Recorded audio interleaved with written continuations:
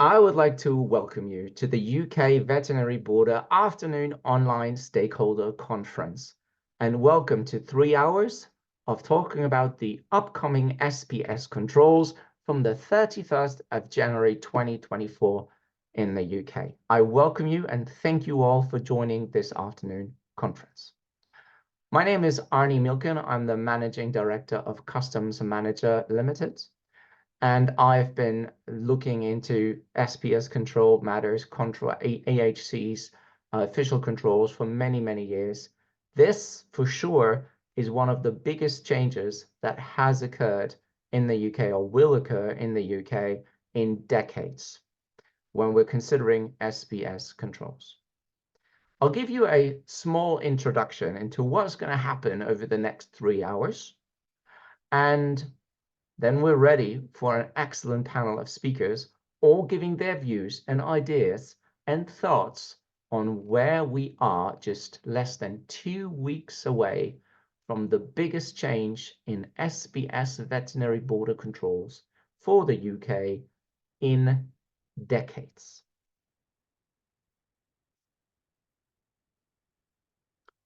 So, welcome. First off, a few housekeeping rules.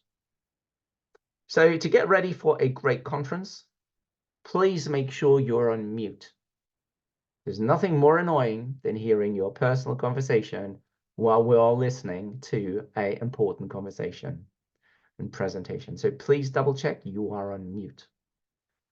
We encourage you to use the chat function. So why don't you go ahead and try that right now? Open the chat function, and in the chat, please write into the chat the city that you're currently in, just to see that you can use the chat function. Go ahead. Wow, that's impressive. That works very well. And it is absolutely fantastic to see that we have so many good representatives from the EU and from the UK and even further afield. Great.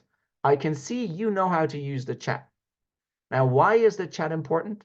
Is because, as you will hear, partly controversial, partly emotional presentations, you should be able to make your voice heard. And you do this using the chat. The chat is going to be really important because you can ask your question without your name. Any question you have, whether it is you as a business, you as a trade association, you as an authority, and there are quite a few official authority representatives from all over the EU and all over the UK on this call. You should be able to feel free to ask your question. We're going to collect these questions and you will see how we're going to use them in a moment.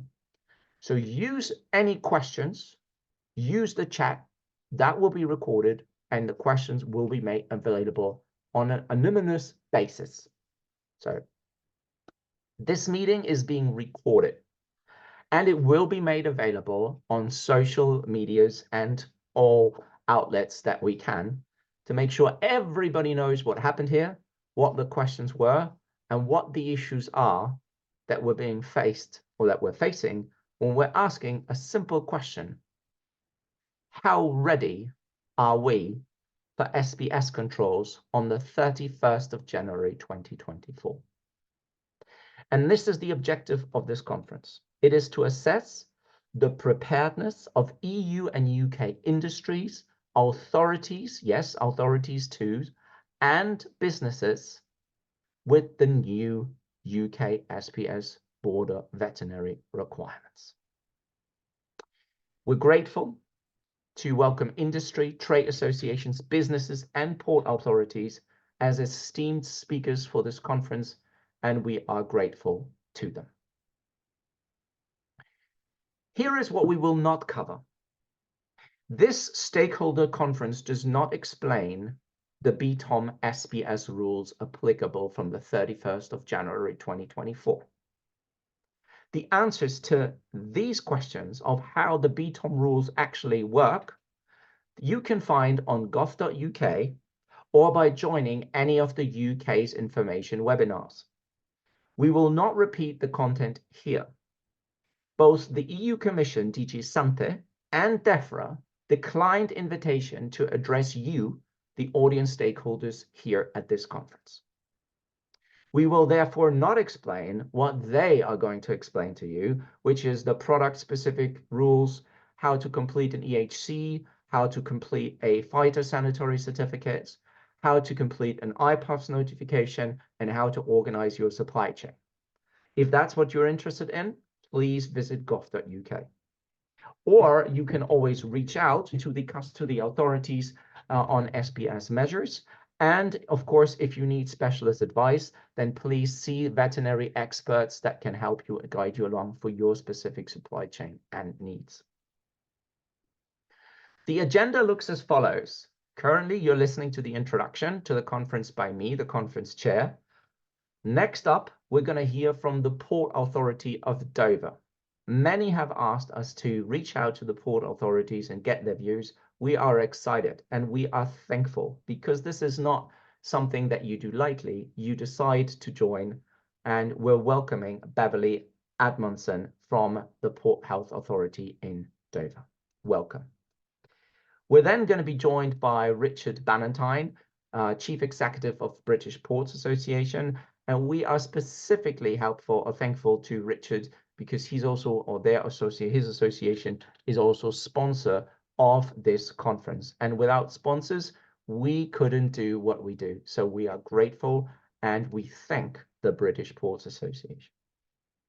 Anthony Baldock is going to address us next. Many have asked us to include information on border control posts.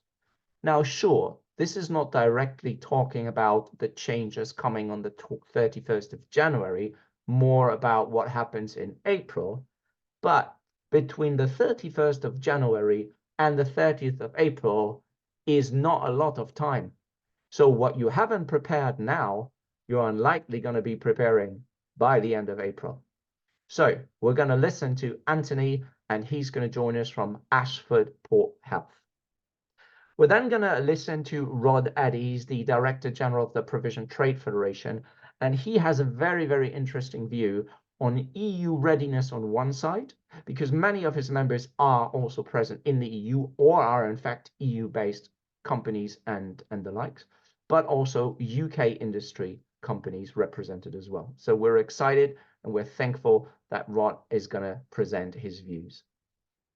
We are then in desperate need of a short break before we then move on to Peter. Now, many of you may know Peter. He's a well-spoken and often spoken representative of the British Meat Processors Association, and he will present his views from a meat processor's point of view. We're then going to go into the European Union, and we're going to listen to Max Gerards, who joins us as a board member of the Dutch Ship Supply Association. And his take on this is really interesting. Why? Because it represents something that we don't hear much often, and that is how to transit goods through the UK, be it via land bridge or be it for export. He is a representative of the Ship Supply Association, and he's interested on getting his produce onto vessels, cruise ships calling UK ports after the 31st of January. How that's going to happen? This is a very interesting conversation. And that feeds you into Stuart Green. And Stuart Green is Regulatory Affairs Manager of Southampton Freight Services Limited. And he's an agent and freight forwarder. He has many clients of many different SPS products, and he has to facilitate these getting into the country swiftly and efficiently. And he'll talk to you in a combination of Max and Stuart working together.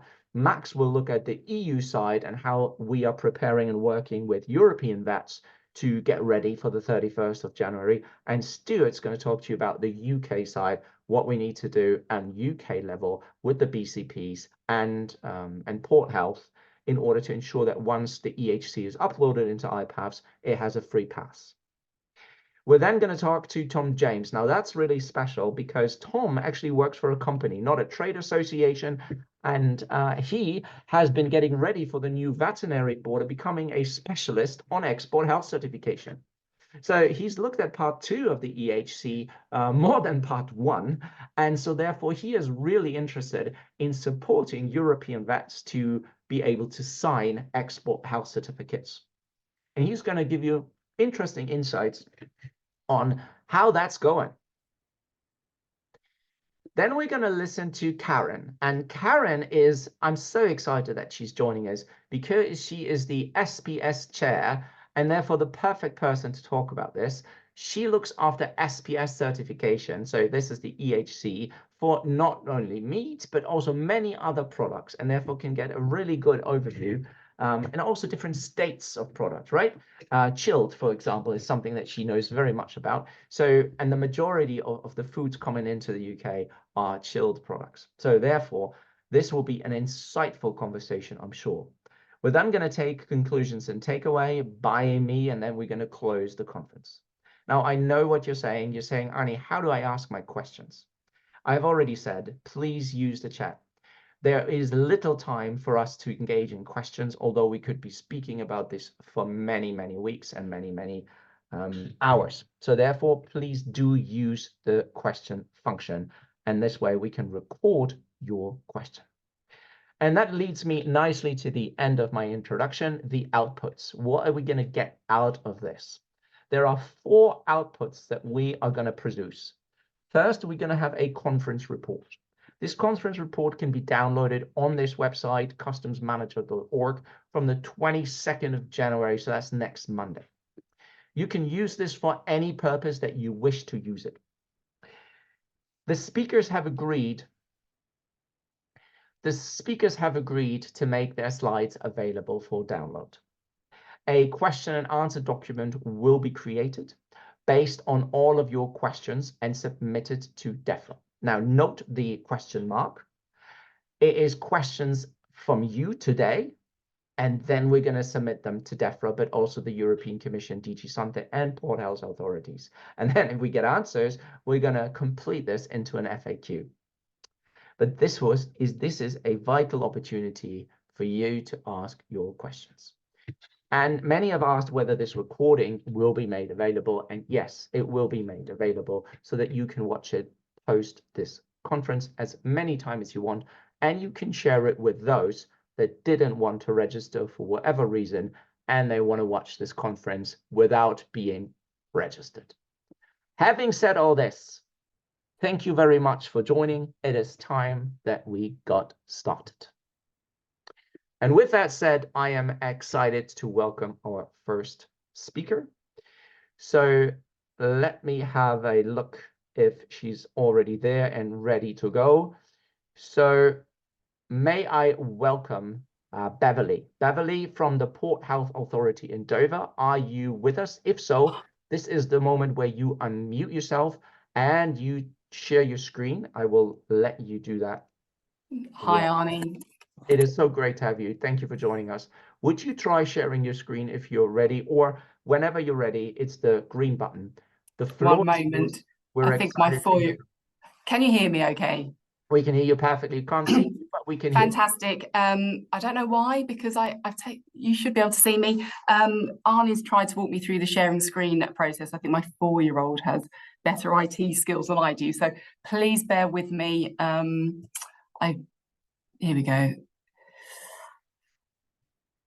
So, good afternoon, everybody. My name is Beverly Edmondson, and I'm the Port Health and Public Protection Manager for Dover District Council and Port Health Authority. And I'd like to thank you for inviting me to speak this afternoon. I will, unfortunately, you can't see my face, so I'll leave this slide up. The slides behind show some pictures of some of the illegal meat that we've seized down at Dover. So when we move on to those, if you are slightly squeamish or would rather not look at them, I would suggest you perhaps look away from the screen. But when we get to that point, I will I'll let you know we're about to move slides. Apologies, Beverly. I don't know if it's just me, but I can't see any slides. Oh, that's right. Okay, is it just? No, one moment. This is, Thank you. let's try again. Apologies. Otherwise, I can also share them because I've got them. So That would be marvelous. Arnie, if you don't mind doing that, that would be really just helpful. give me a second. Let me open it. Or is this it? Oh, Is that? oh, Yeah. it's happening. It's happening. Oh, and it's right there. It's right, the picture. Thank you. So this will be Arnie cursing me for not practicing this before. No, So no, it's all my good. apologies. It's all good. You've got it now. So, and I don't know if you'll be able to see me. No, my camera's on. No. No. Okay. So as I said, you saw one of the photos there. If you are slightly squeamish and you don't wish to look, please avert your eyes. So my name's Beverly Edmondson. I'm the Port Health and Public Protection Manager for Dover District Council and Port Health Authority. And it's likely that many of you are aware of the UK government's announcement in November of last year of its intention for SPS checks on goods arriving through the short straits to be undertaken at Sevington Inland Border Facility, located 22 miles away inland from the point of entry into the UK at Dover.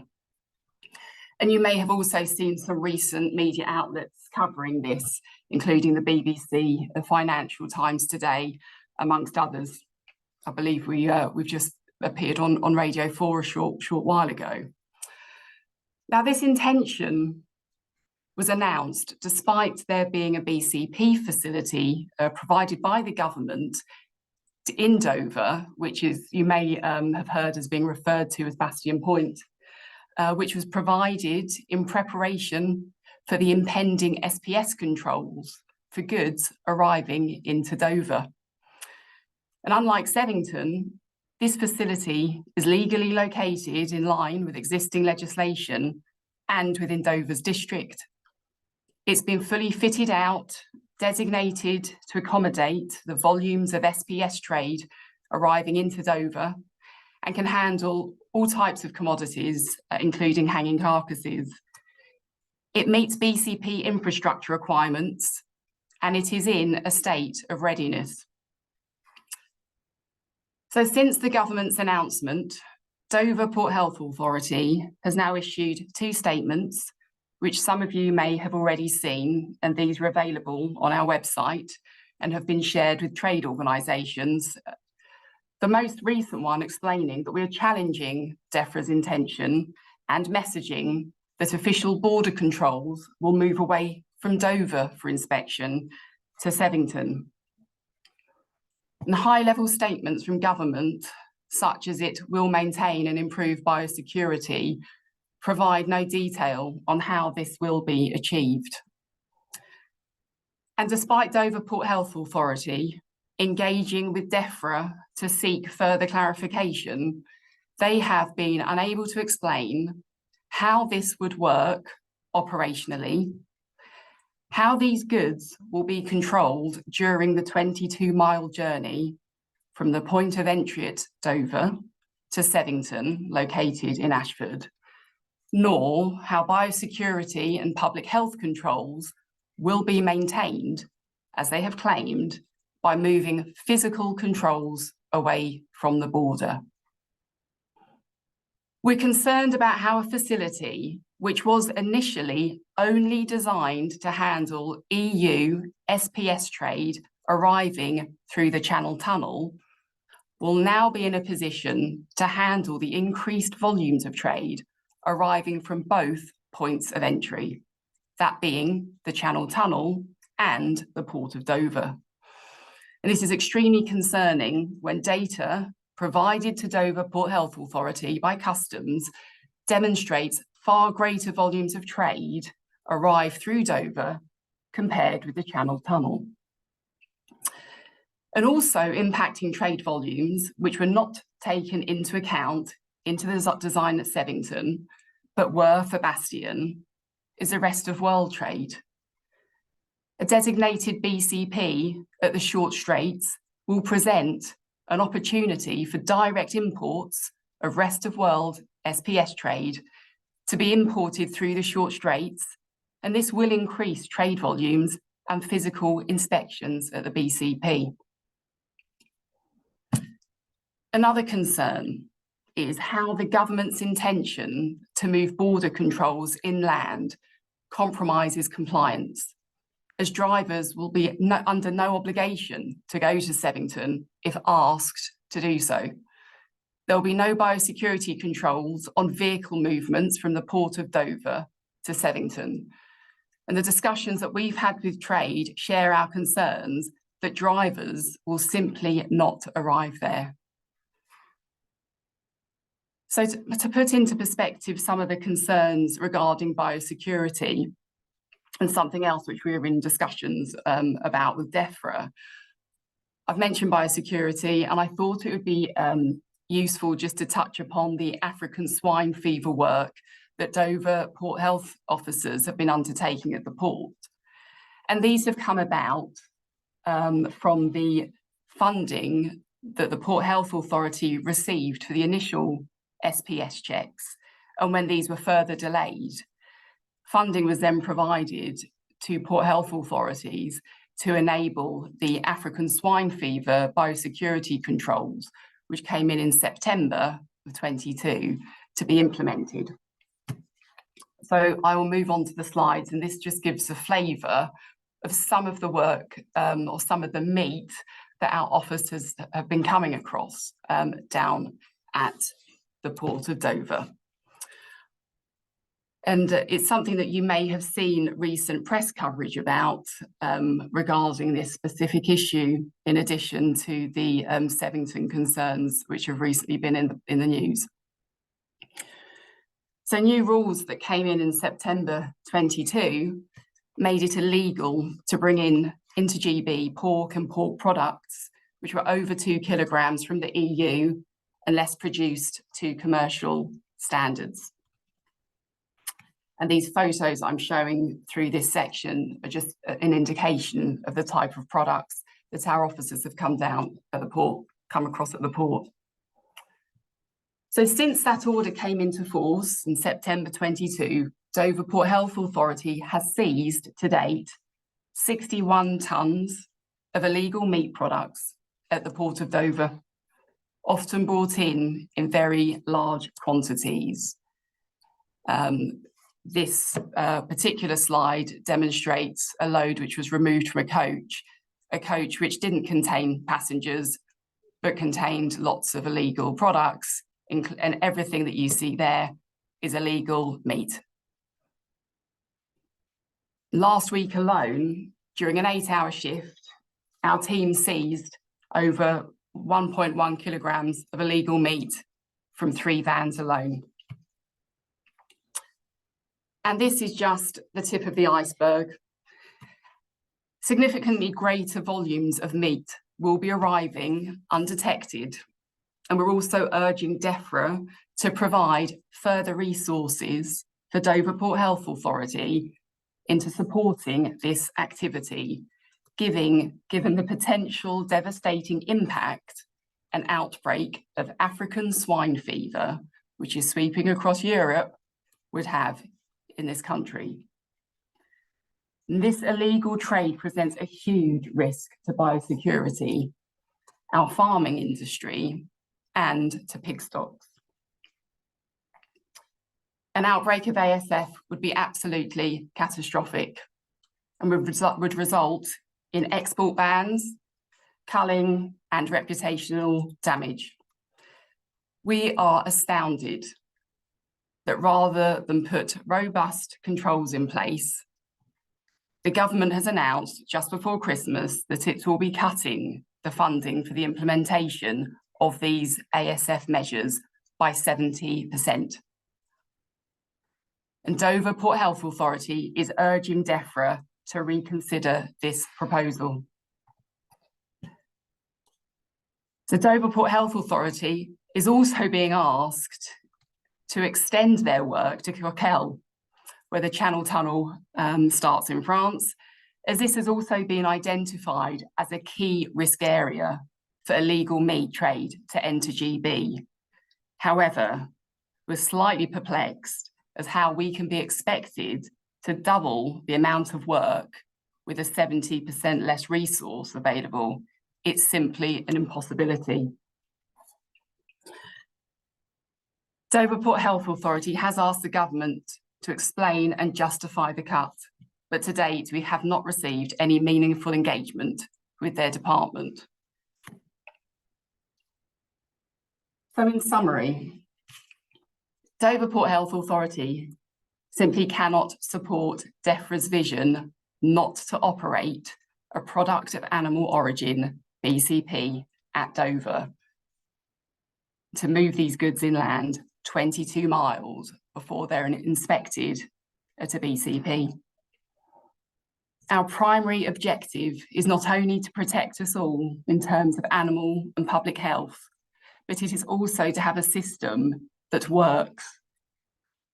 It is our duty to scrutinise government and ask how this is going to work in practice. And that is what we are doing. And that is what is shared in our statement. And it becomes unhelpful when there are presentations on aspiration, when the current position is that the BCP at Dover complies with existing legislation and the proposed BCP at Sevington does not. And the government will have to pass legislation to enable that to go forward. And that is before challenge or taking into account other things that may occur. So their intention, the government's intention, is a bespoke measure which is not being allowed, implemented or suggested at any other UK border, arguably because it wouldn't be safe to do so. We need controls at the border, not inland, and this is a fundamental principle of border control. And we will continue to challenge the government's decision, and we ask for industry to do the same. Thank you. Great, thank you very much. Beverly, if you can stop the slide share, I don't think I can do it myself. Again, that would be great. So we've been looking at the black apologies screen for a while. That's all right. That's good. Thank you, Beverly. Beverly, that's really, really insightful, and it gets you right into the topic that we're talking about. We're implementing a new veterinary border, and I appreciate that many participants have a particular focus. So be it on EHCs, be it on BCPs, be it on what, and it is so insightful. For many of us, you will be the first port authority that we deal with.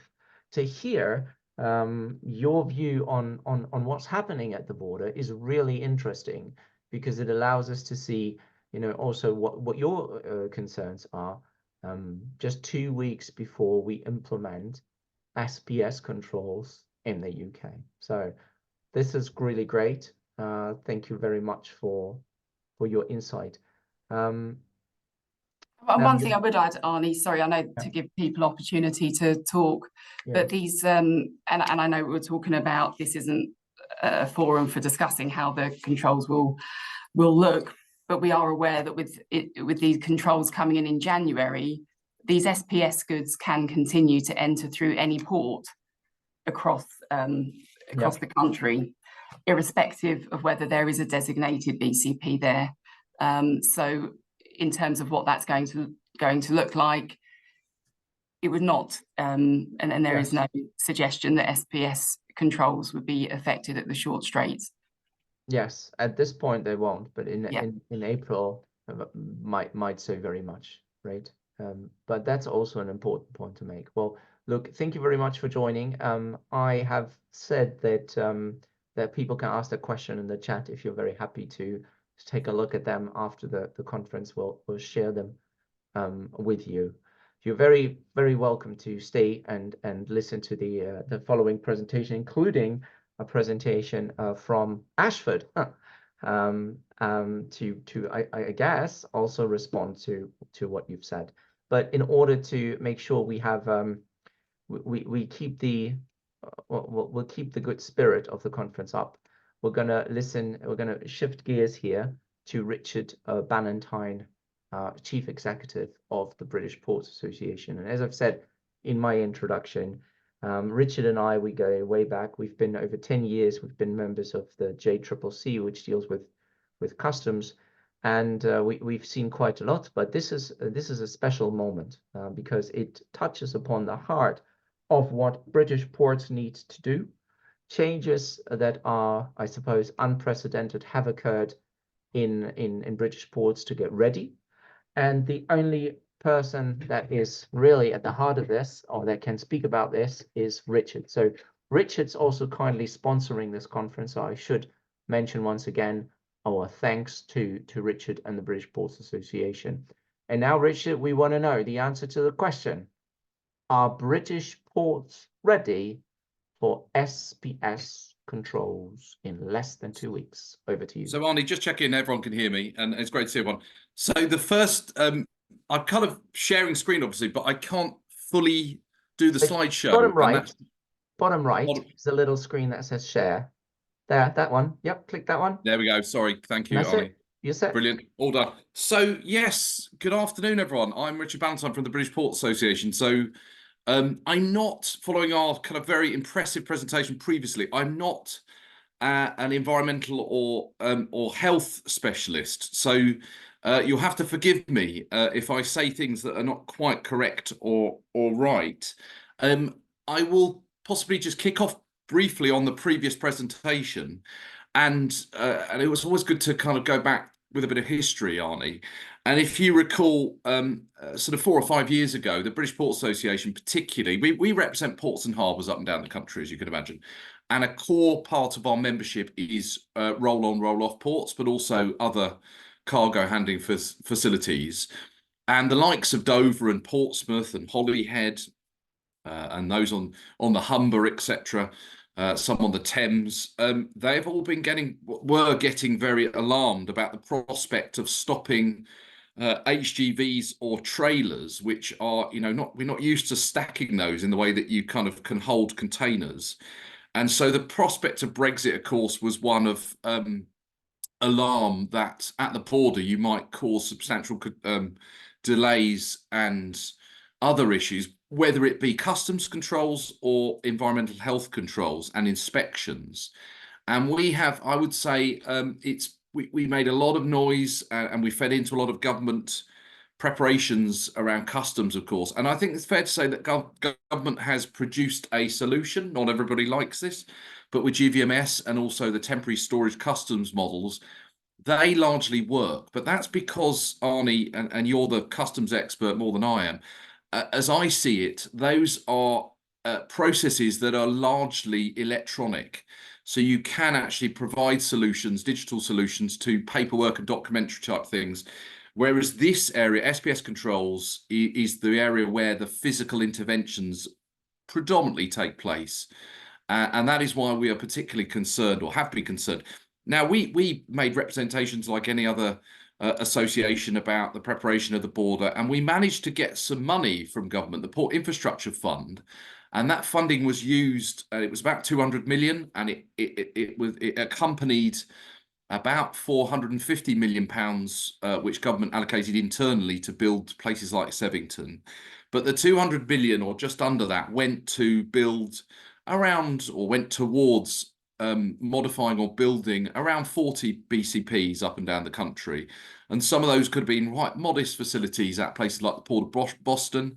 Others were much more sizable operations, like those at Portsmouth Port or Killingholme or Harwich, etc., where you have quite impressive facilities with up to 20 bays for unloading and doing things in a safe environment. We got that ready, and it is ready, I would say.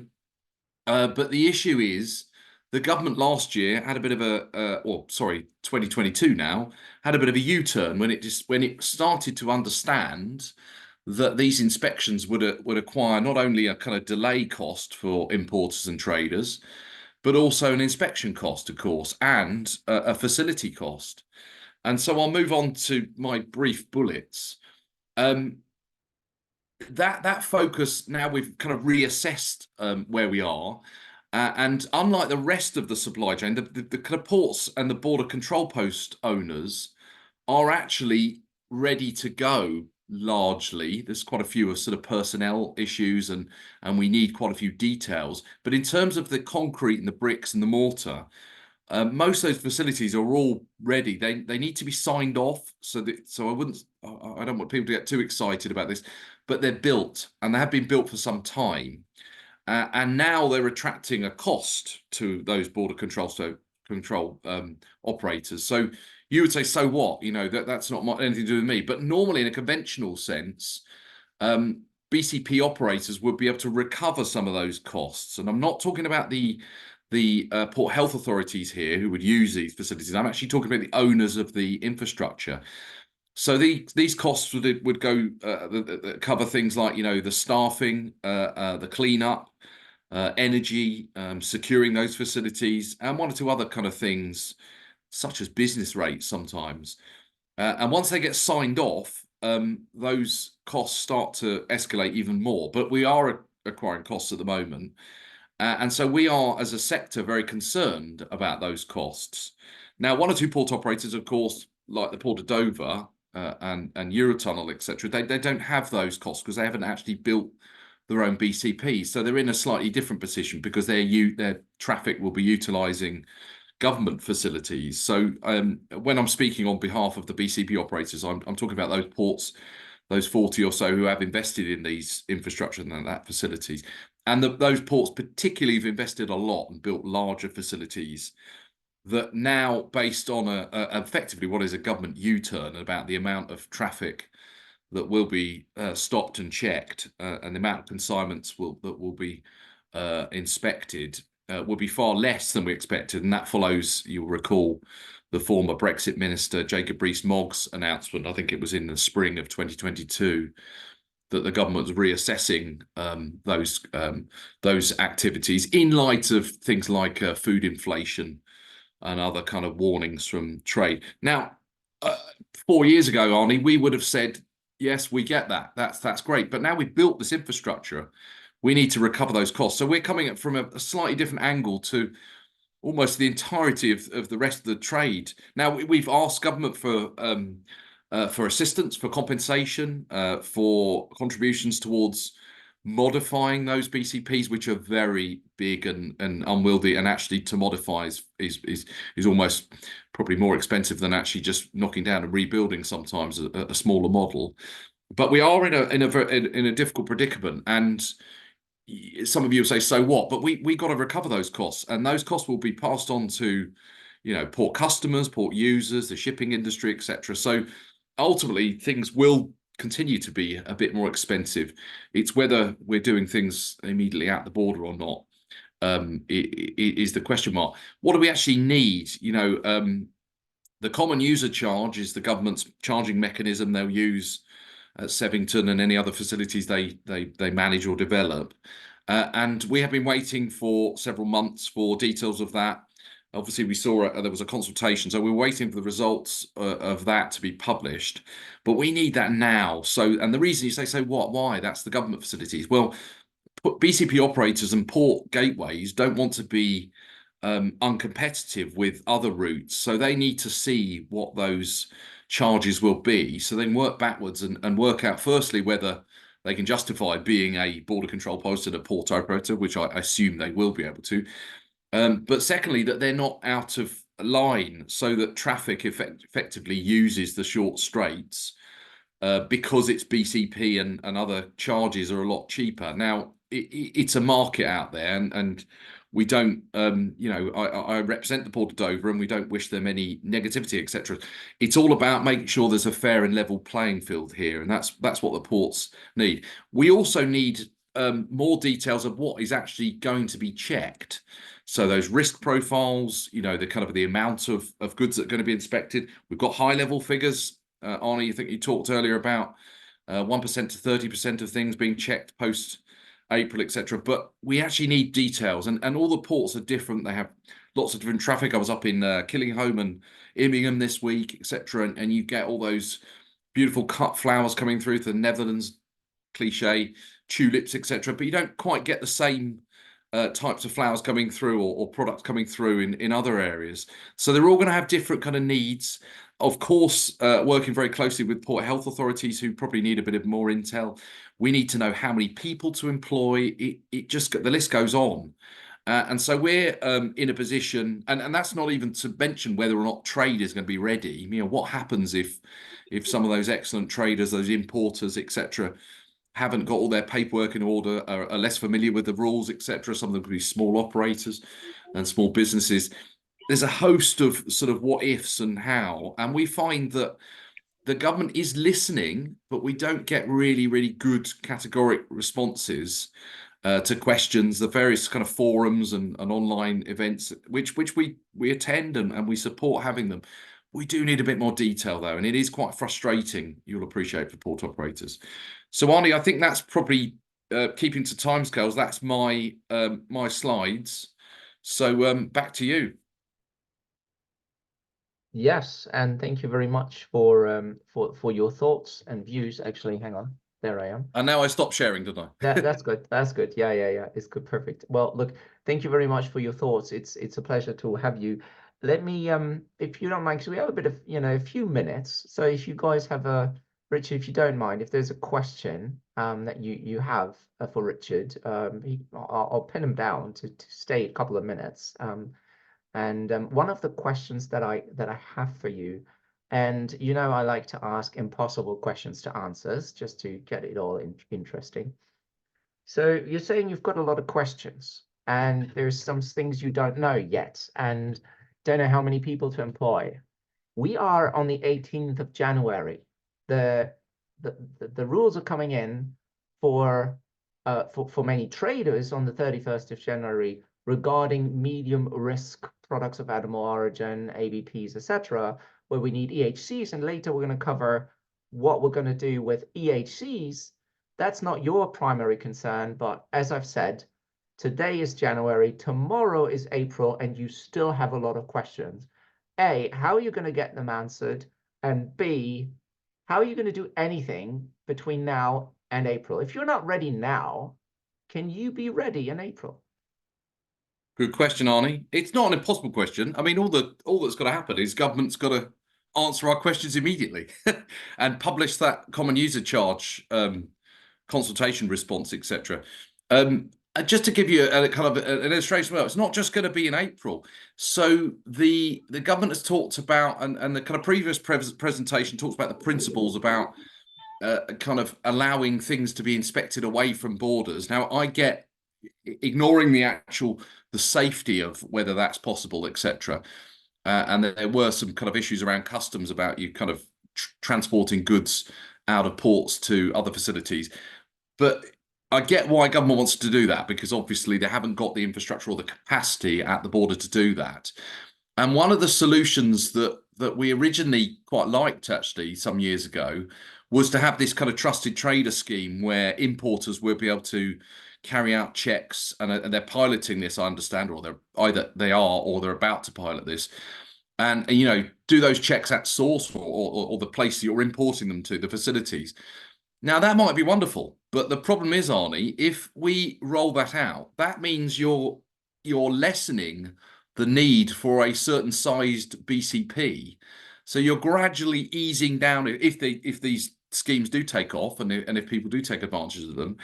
There's going to be even less things that will be needed to check at these already over-specced and overbuilt BCPs. So undermining the business case even further.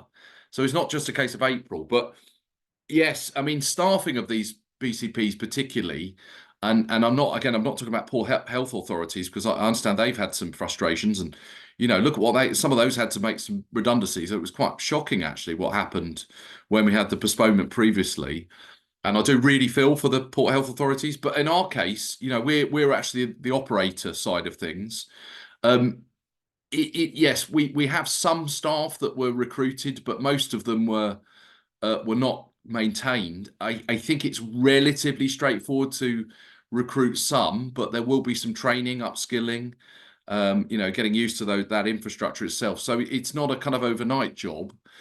But yes, coming back to the impossible question, Arnie, if we just need those answers now. Okay, great. Well, thank you very much for coming on and being so candid and open about the challenges that we're still facing. But it's also, you know, it's also encouraging to hear that the government is listening.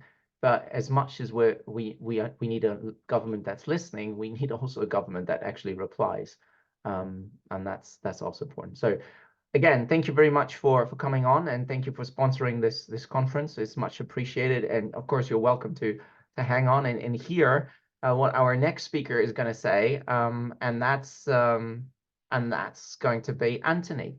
Anthony Balrog is Corporate Director of Ashford Port Health, and he's the one that will be looking after our BCP and Sevington. And we've had a previous conversation where he says he's very happy to come on and explain his view. Now, obviously, we heard from Dover at Port Health, so we're very excited to hear what he has to say. And again, we thank the authorities, the Port Health authorities, for coming on, and we don't take it for granted. We really appreciate it to come on. So, Anthony, are you with us? Yes, I am. Great. It's Okay. fantastic to see you again. I sent you the slides, Arnie. Do you want to load them your end? They're in your. I will do that immediately. If you want to say hello while I'm sure. doing my background work, and I'll come back to you with the slides in just a moment. Okay, thank you. So good afternoon, everybody. Arnie's already introduced me. So I am an environmental health officer by background. I've been at Ashford for 3 years, and I was brought to Ashford because Ashford was decided as the closest place to the Channel Tunnel freight for the Eurotunnel. That there is a piece of retained legislation that allows, if a port can't actually construct a BCP right next door, for it to be constructed slightly further away. I can't remember the name of it, but there is a piece of legislation that already allows that for that. So the BCP in Sevington was part of a larger complex that was to deal with an inland border facility, and that's why the building was built there. As it was very nice to hear the previous speaker talk about the kind of horrible times that the kind of Port Health authorities have been through, and it really has been like marching the troops up to the top of the hill and down again, and it has been quite, you know, horrible for the staff there. So what I'm trying to do today, I'm not really going to delve into policy areas, etc., because that's not really what I'm here to do, but I am hopefully going to give you some confidence as to what's happening at Sevington, and also a bit of a very brief tour of history. So if you'd click onto the next slide, please, Arnie, thank you. And obviously it's all around the ports of entry and inland border facility. So if you could click the next one, so example BCPs in the UK, obviously at the moment, if you just click through all these, Arnie, we've got Gatwick, which is obviously an inland type facility for an airport. We've got Felixstowe on the coast, City of London, DP World, and obviously Immingham and Hull has been mentioned. We've also now nearly got Sevington as a new facility that's coming soon in Ashford. You won't see that on any of the listings at the present time because it doesn't have a listing on IPAFs, which is our system, very similar to Trace's NT. So once that is done and the designation is in place, you will see Ashford as a place, or Sevington, I should say, as a place where you can import goods. If you'd like to click the next slide, please, Arnie. So in terms of what actually happened, and to carry on from Richard's speech there, lots of debate was had, and there were originally going to be 2 large inland border facilities constructed. So one of these large border facilities was going to be constructed at Whitecliffs, and that was in Dover. So you'll see at the top right of the map there. And there was also another site that was going to be developed, which was in Sevington in Ashford. It was very much, you know, to the dislike of the council in Ashford because it was their prime development land at the time. So they were less than pleased after just completing a huge kind of exercise of putting a new junction on the motorway, which you'll see on the map there, that then the Department of Transport bought that piece of land, and yes, so they weren't very pleased about it. Needless to say, Sevington was constructed, and the IBF has been there for a number of years. Whitecliffs, I believe, wasn't developed because there was so big problems with the geology, and it was incredibly expensive. So in the end, it was decided that that site wouldn't be built, and instead of an IBF, a building was kind of then created, and it was created as a BCP in Bastion Point on its own merit. So even though it wasn't an IBF, so it didn't have customs facilities, there were other custom facilities in Dover which were privately run, but a BCP was planned there. So if you'd like to click the next slide, please. So that the two land, as I said, there were two inland border facilities originally. Whitecliff was not pursued, and the inland BCP and Sevington and Bastion Point was the kind of there. I can see Beverly's putting notes into the chat there. So as I say, I'm not going to comment on policy. These things were decided before I kind of arrived at Ashford, and I assume DEFRA have got their facts right, and I trust they do. So I'm not going to respond to the comments. Can you just go back 1 second, please, Arnie? Apologies. Thank you. So in terms of why the decision was taken to have one BCP, it was a decision taken by DEFRA after they reviewed the border target operating model. Now that they reviewed that, and I say that wasn't something within my world, that's something we were told, but they reviewed the numbers of goods, and the review of the BTOM really reduced a lot of the checking that was always going to be required, because the model was based on 100% of documentary checks, etc., for all goods. Now you've probably seen, because obviously it's your interest to check these things, there has been a change in the kind of check levels for certain numbers of goods, and certain low-level red goods now are actually only subject to you having to notify that they may be called in to a border control post, any border control post, for surveillance purposes, but you won't have to supply all the documents around those level of the goods there. Can you click onto the next one, please, Arnie? Thank you. So if you want to click again on that slide. So as I've kind of just reiterating there, the BCP short straits were obviously needed for Eurotunnel and for ferries. There was a lot of gaps in data, because obviously we'd never done this before, and we were part of the EU, so there was no customs data, there was no SPS data. An enormous amount of modelling has been done by Costain, I believe. The border operating model, obviously, it was delayed many times, and the last delay was allegedly to calibrate rest of the world goods, and that's calibrating with the European goods there. It's in progress, but Europe has been done first, and many other risk categories haven't kind of been fixed. That the other important thing to remember is there is a border 25 and single window vision from the government to make one kind of stop at the border, and that brings in all the customs control and all the SPS controls to make it as easy as possible for people to want to come through there. And the EU model it is kind of different to the rest of the world, of course, in the border operating model. That there was already a big change in terms of what was happening in the short straits and the number of checks that were happening, but the two have been brought together now. We do have staff in place and trained, and that's true in many BCPs there. If you'd like to click to the next slide, please, Arnie. Thank you. So that's just reiterating that the border operating model became the target operating model, and it's worth flicking through this document. It does contain some good stuff in there, and not just from an SPS point of view. Anybody importing will benefit from the trying to use common data sets and not lots and lots of data entry. So it is a good piece of work there. Can you click to the next one, please, Arnie? So countdown. So what's actually happening now, further to that document being published, from the end of this month, the requirement for export health certificates comes into play, and those things will have to be notified onto IPAFs. There aren't physical kind of checks taking place then, and things won't have to come into a border control post at that point in time. And it's really for a large kind of auditing process, and to be able to help the trade get these things right and check that systems work. So that will run from the 31st of January to April this year, and a number of port health authorities are assisting DEFRA with that work, with experienced people. The designation of the facility in the Ashford area is progressing, and that's set for March 24. It's important to say as well that the product BCP, which is the part that we're interested in today, obviously, in terms of the meat product side, is only one of the BCPs that will be on site in Sevington. And Sevington has the BCP for plants and seeds. It also has a BCP for live animals in place there too. So that's where the work will be done for all those other BCP lines, and we are obviously located on the site there.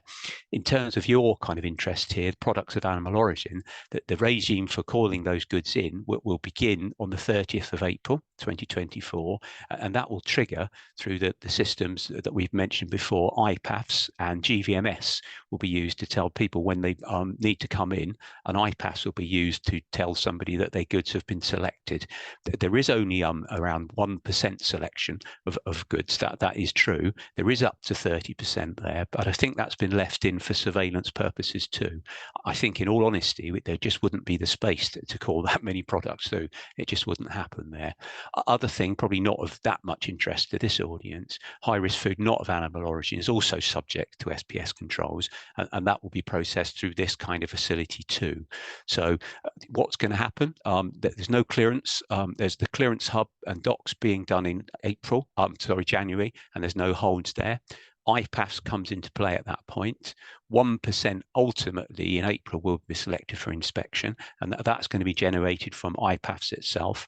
And 100% of the docks for the medium and high risk products will need to be checked, as of the rest of the world goods now. But anything in the low risk categories has to be notified. But we will be looking to obviously do surveillance when we're told to what we're going to do there. There's also no fees and charges until April. If you'd like to click the next slide, please, Arnie.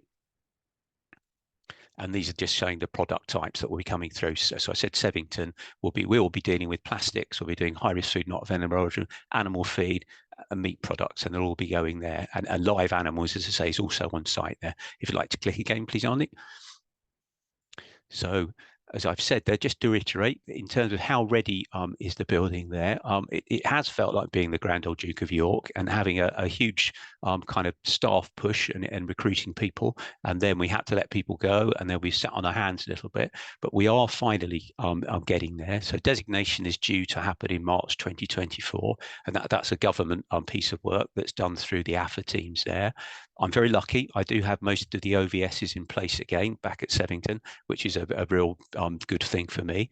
We do have a trained environmental health team, and we're recruiting again for more staff to make sure we can cover.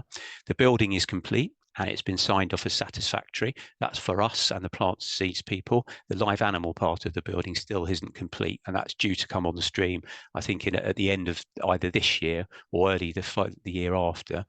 We are already dealing with illegal, unregistered, unregulated fishing controls. So we do have Phyllis, which you're probably common to some of the people on this call. So that's in place, and that is working, and people can set up accounts on that. And as I've already mentioned, IPAFs will be we will be lifted on IPAFs, and then we will be able to in kind of everybody will be able to get on and see that BCP there. Okay, if you'd like to click the next slide, please.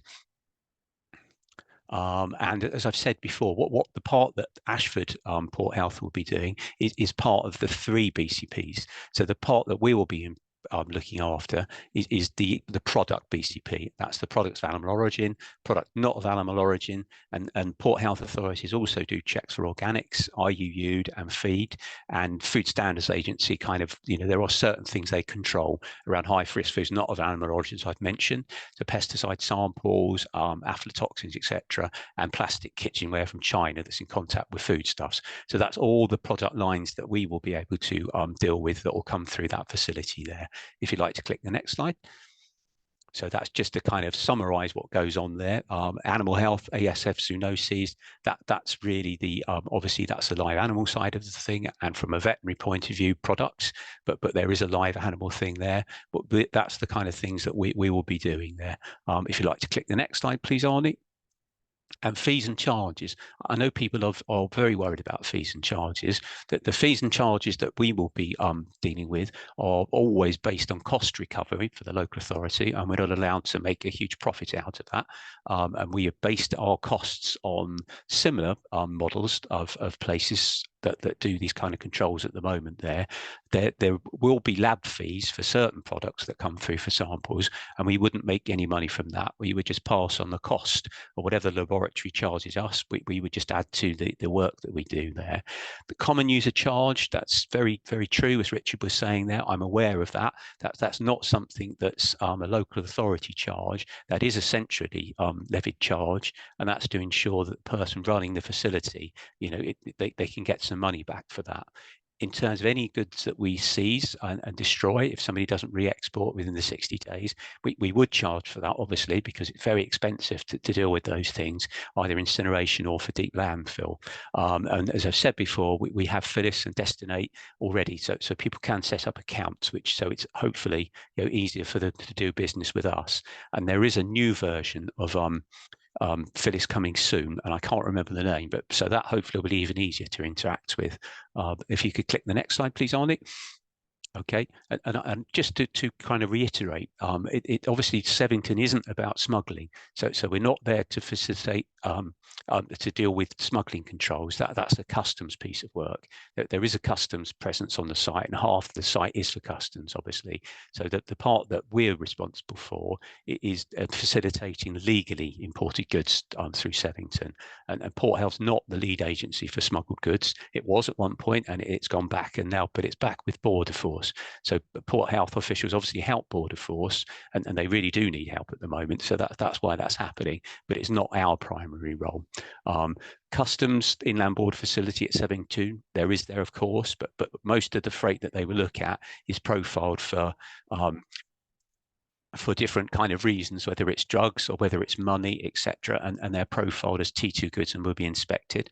And obviously the short straits is a major entry point, as Beverly said, for rest of the world and EU goods. And BCP, there is still a BCP at Dover. The change is the government facility, as Richard mentioned, hasn't been decided to open that one. So that's kind of just a summary there. I think I've got one more. I must be getting close to my time, Rick.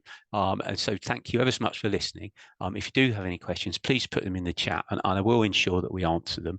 And if you want to contact by email, that's the generic email that'll go into the team, that we will pick up your inquiry and your question, and hopefully do it as quickly as possible. I think I had till 5 past. I think I've 6 minutes past, Arnie. So apologies for that, but I nearly did it within the time scale. That's absolutely perfect. Thank you so much for this No problem. very insightful presentation. And I know we're not having a lot of time for questions, but one question that came up that is not so controversial are the opening hours of the BCP. Do you have any insight? Yes, yeah, it's going to be a 24-hour operation, Arnie. So yeah, we're open 24 hours a day and 7 days a week. I was very worried about that because I didn't want to commit to that because it would be extremely costly and we have to levy that charge back.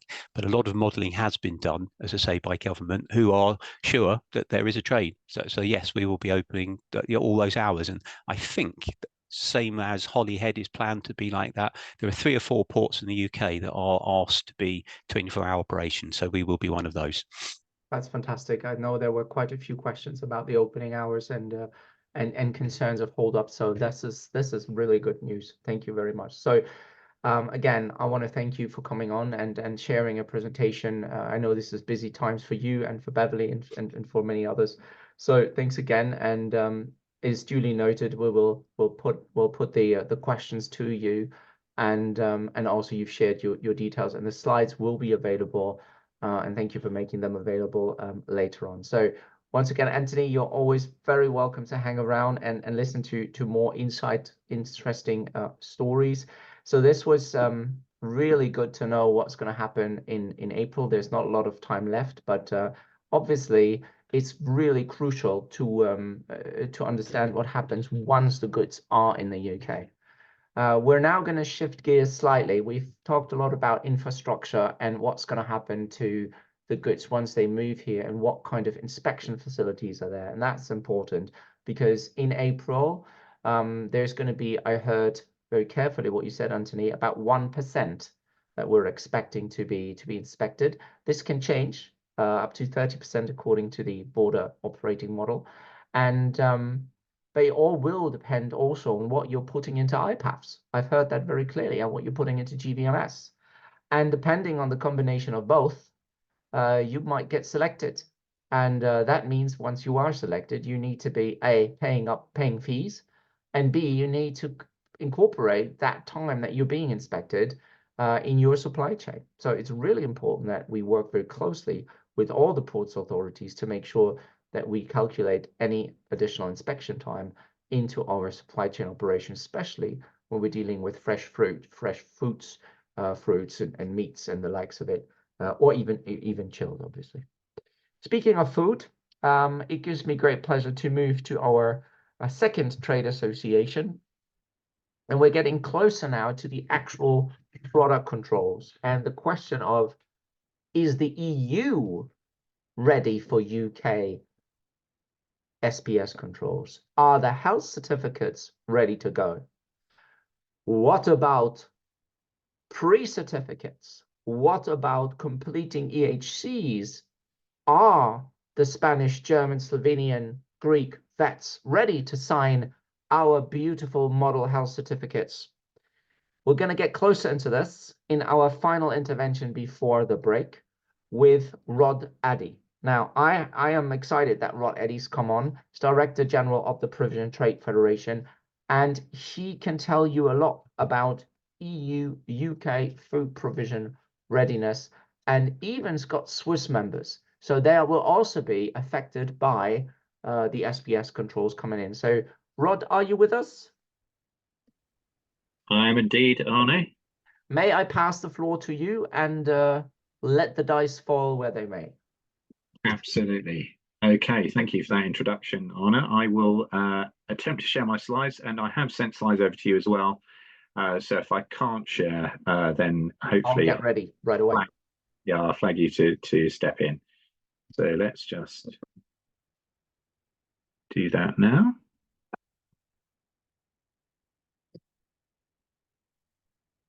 Okay, can everyone see that? It is coming. It's coming. So we're waiting, and I think it's going to happen anytime short. You started this. You started to share, but I can't see it. You can't. Okay. I can't see it. You start the screen share, but I can't see the slides. So okay. Why don't I get ready while you do the introduction? Oh no, can everybody else see? Sorry if it's just me. If you put in the chat if you can see, but I can't see. Oh, now we can see. Perfect. Now we can see, and it's the bottom right if you wanna go on the big screen. Or just yeah. All good. Yeah. So what we want, just click on the I would click on the bottom right next to where it says 75%, and then to the left of that. So very down at the very end of your. There are many ways you can do it, but now go to the left where there's this little box with the or where the minus is, and next to the minus there's a symbol. Yeah, that's the one. Click that one. And we should be good to go. Yeah. No, not really. But okay. it will. Yeah, it might do now. It might do. There we are. That's perfect. You're all set. Okay. So let's see. Good. Right. Good.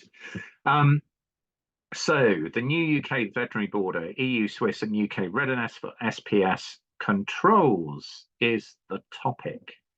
So first of all, a little bit about PTF, Provision Trade Federation. We're a trade association, as Arne says, and our area of operation is dairy, pork, and fish predominantly. So we are speaking to importers, exporters, and manufacturers in those areas. So that will be our kind of primary focus. And one of the key questions from this presentation, indeed from today, is the controls that are coming down the line on the 31st of January, on 30th of April, and this final phase in October. Is this going to be Armageddon for the food industry?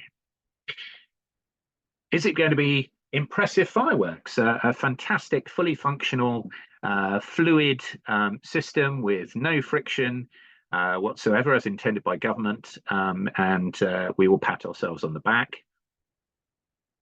Or is it going to be a damp squib?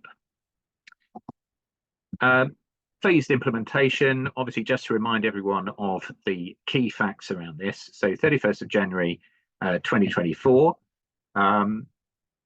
EHCs needed for expert health certificates needed for imports of medium risk animal products, including meat and raw milk, dairy products, plant products, high risk food on animal origin from EU. Now, many people will be familiar with this, but I thought it would be good just to remind ourselves of the basics here, because even here there's still some confusion. 30th of April 2024, documentary and risk-based ID and physical checks on medium-risk animal products, plants, plant products, and high-risk food and feed of non-animal origin from the EU. A few more details there.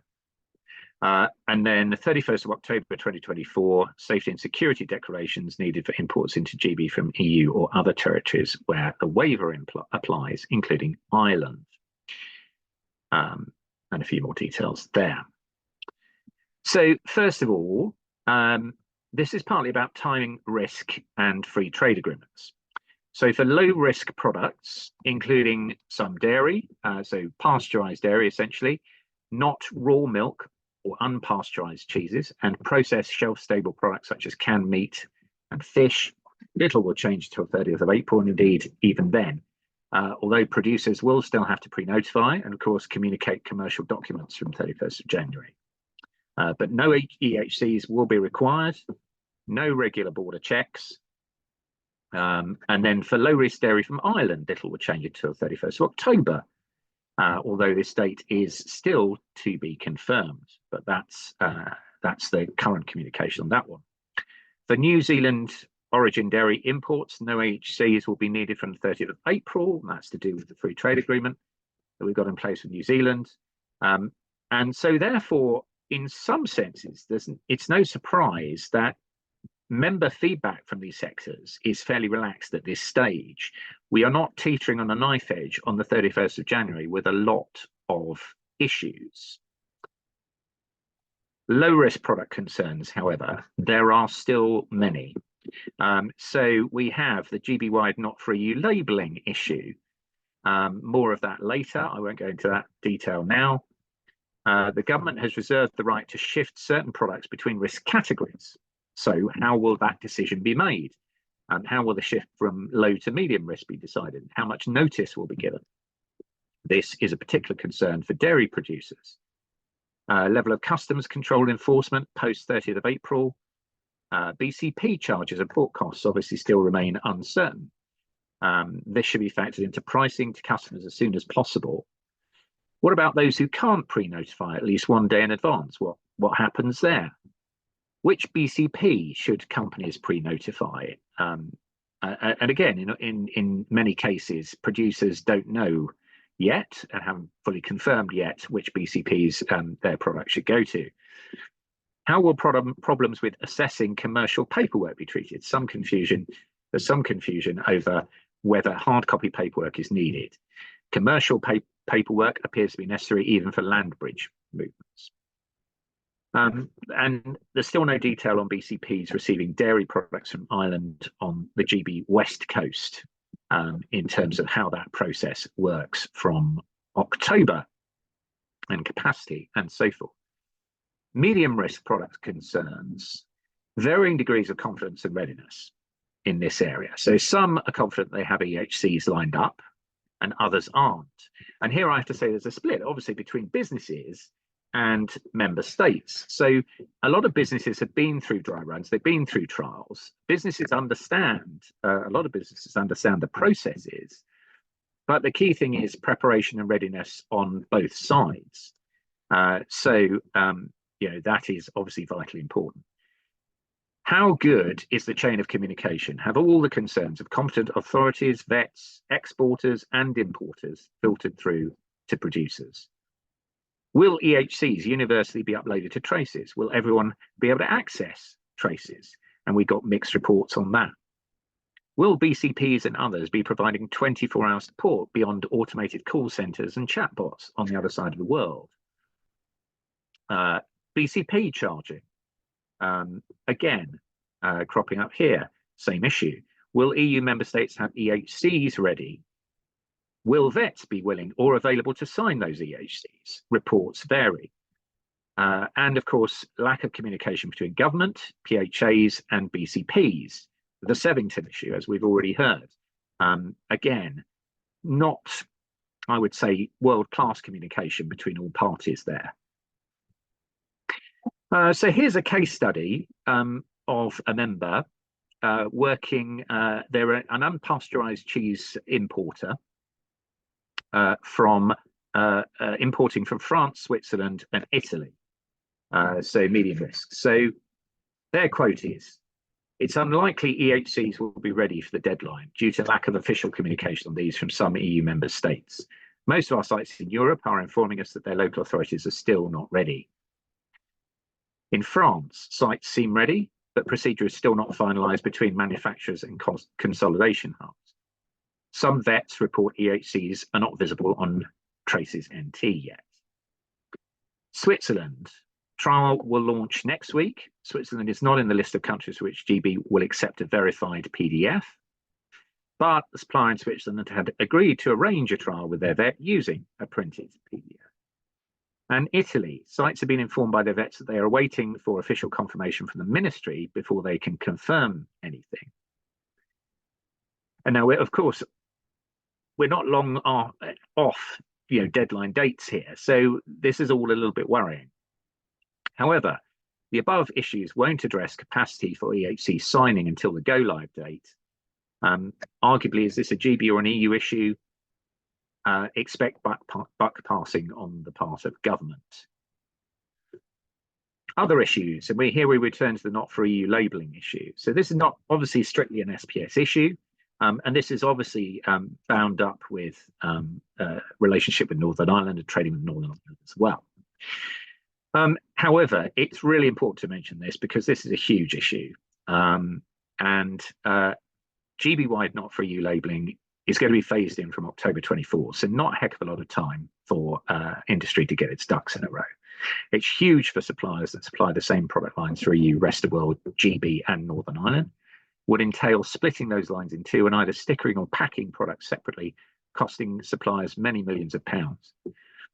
PTF has campaigned in the press and written to DEFRA Secretary of State Steve Barclay on the issue, and via an SPS CERT group, which Karen Goodburn, who we'll hear from later, of the Chilled Food Association, runs. This letter has been forwarded to Deputy Speaker Sir Roger Gale, who's passed it on to the Minister of State, the Cabinet Office, Lucy Neville-Rolfe, and we're awaiting response. And of course, this issue develops almost on a daily basis. We're hearing particularly the devolved administrations now coming out against. And of course, strictly speaking, labelling is a devolved issue. So a little bit of a mess there, how they're going to resolve that one legally. Other issues include poor government communications, dialogue, I think has been intimated occasionally both in chat and via other speakers. Our experience of this, that dialogue has really deteriorated from two-way to one-way, with government officials reeling off scripts and real-time Q&As sparse to non-existent, even when there is time for them. Sometimes even the chat function is disabled. Spurious issues are given, such as topics are too political to discuss. It's very difficult to see how a lot of these issues are not political, and you're engaging with the government department. We know from questions posted that many queries go unanswered. The concern is, if this is the case for those who are engaging, what about the folks who aren't? Promised Q&A documents have rarely materialised, and where they have, they've been extremely perfunctory. Polls run to ascertain preparedness are poorly put together, rushed through and not publicly analysed. So, for example, an independent webinar arranged by the IOE and IT found that 75% of delegates this week reported feeling apprehensive about the new border control rules. All of this doesn't have to be accepted. It need not be a shape of things to come, and we need to challenge it. Of course, much of the above won't matter in the short to medium term if the government takes a light touch to control and enforcement, as it has said it will. Which leads to potentially the biggest and most damaging concern. What if dodgy product, as we already heard earlier, seeps through the system and poses a real animal disease health risk amid this light touch regime? African swine fever, anyone? Thank you for listening, and those are my contact details. Wonderful. Thank you very much indeed. Wow, that's crazy. Thank you so much, Rod. What an insightful presentation. And of course, quoting us from members' concern is really helpful to assess the readiness also with EU member states, where honestly I have not been hearing much, except for when I asked the question, how ready are EU member states? I was told all fine. The official response is we are ready to go.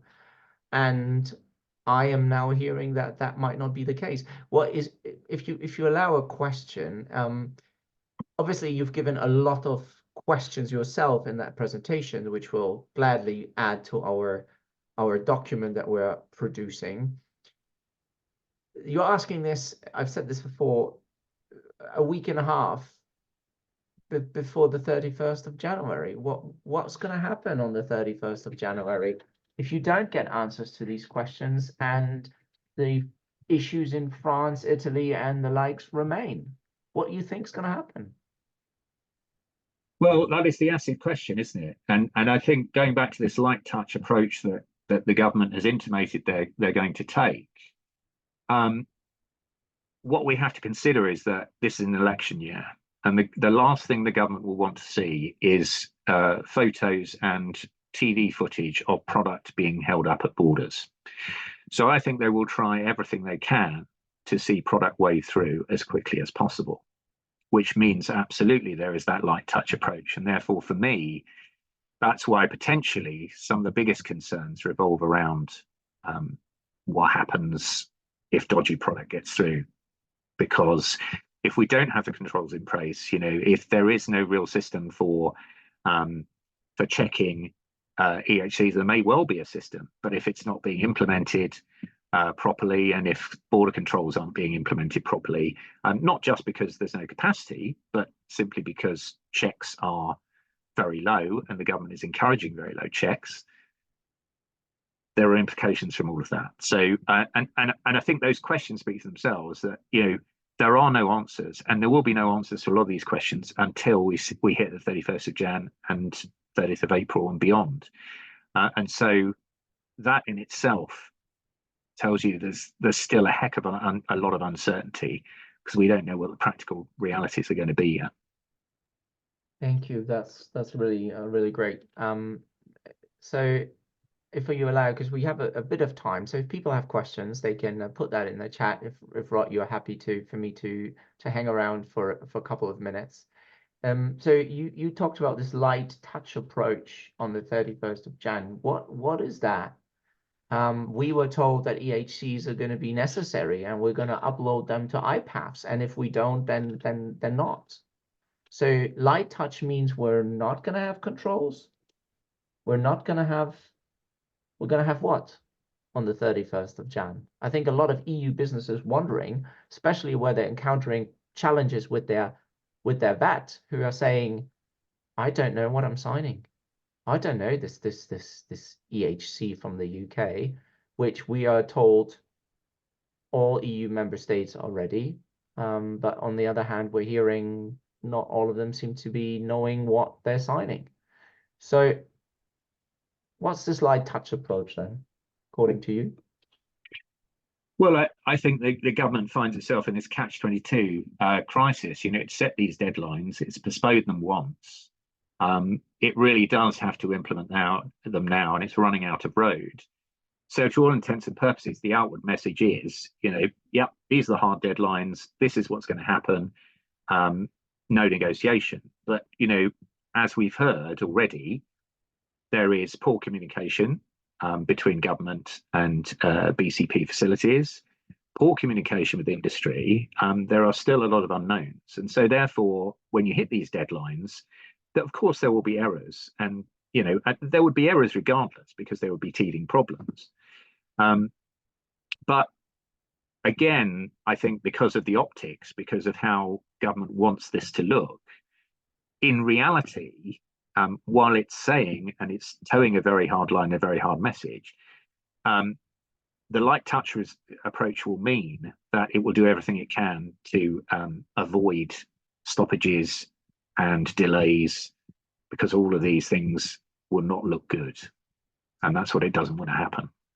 So yeah, so the messaging, they have to tie the messaging to the deadlines, but in reality, all reputable operators will do all they can to make those deadlines.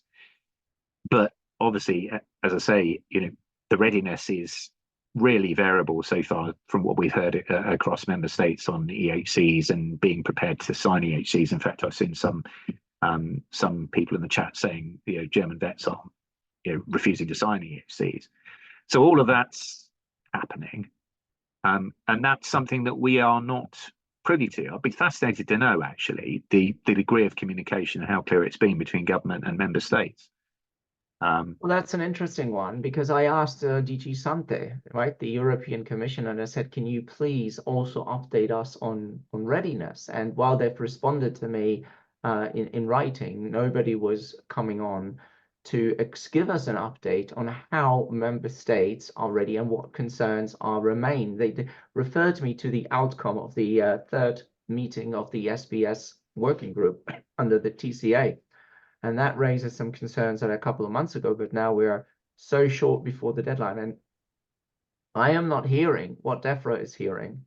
So there is a challenge here, because somewhere between what I'm hearing on the ground with the local vets from member states, who all have national rules, and what DEFRA is telling me they are hearing via the European Commission, there's a gap. And of course, the challenge is, if the EHCs do not get signed, we don't need to talk about border control posts. We don't need to talk about fees. There's no product. Yeah.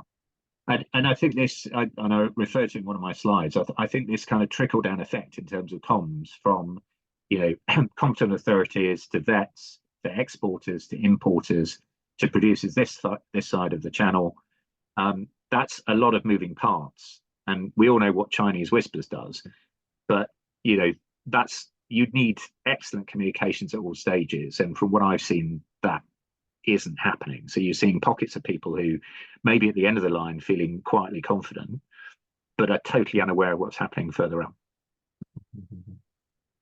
Last question, then we go to the break. But I'm so curious, I can't let you go away with this one without this one. And I apologize, it's an impossible question again, but you know this. What are your tips between now and the 31st of January? What are you telling your members? What are you telling us, the 200 people on this call?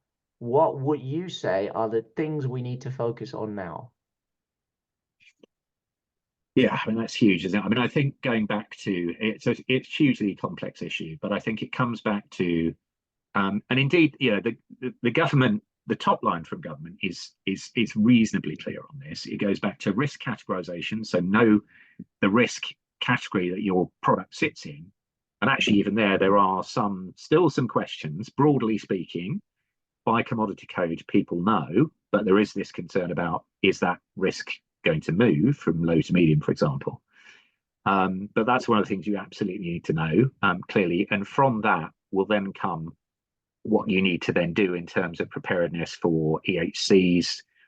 So much comes down to close communication. I would urge everyone to, where possible, ensure that they have a clear picture of every stage of the chain, not just their bit and the person they're dealing immediately with, because otherwise I think then errors can creep in. So clear communication across all parts. And 1.5 weeks out, I know that's quite a challenge. I'm hoping that that's already been engaged with by a lot of producers and importers and so forth. But that's absolutely vital, because otherwise we won't know what's going to happen. And keep pressing government, and we are obviously today on this webinar going to take this and press government on these issues. We're pressing government, industry is pressing government for clear answers on some of these issues. Thank you.